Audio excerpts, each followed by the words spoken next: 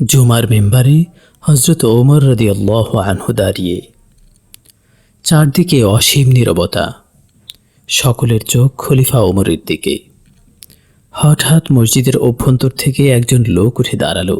সে বলল, উপস্থিত ভ্রাতৃগণ, গতকাল আমরা বাইতুল মাল থেকে এক টুকরো করে কাপড় পেয়েছি, কিন্তু খলিফা আজ যে নতুন জামাটি গায়ে দিয়েছেন তা তৈরি করতে অন্তত 3 টুকরো কাপড়ের প্রয়োজন।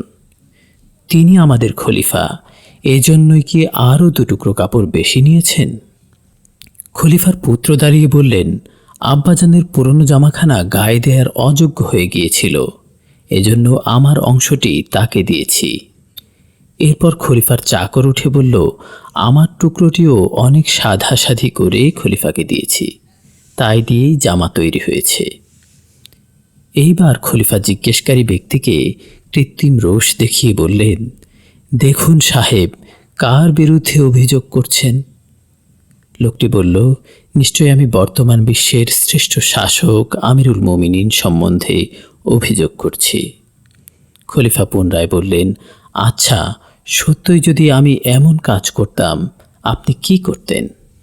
খলিফার কথা শেষ হবার সঙ্গে সঙ্গেই লোকটি সরসে বলল, তরবারি দিয়ে আপনার মস্তক 2 খণ্ড করে ফেলতাম। লোকটির এই ধৃষ্টতা দর্শনেই সকলের মুখ ভয়ে শুকিয়ে গেল।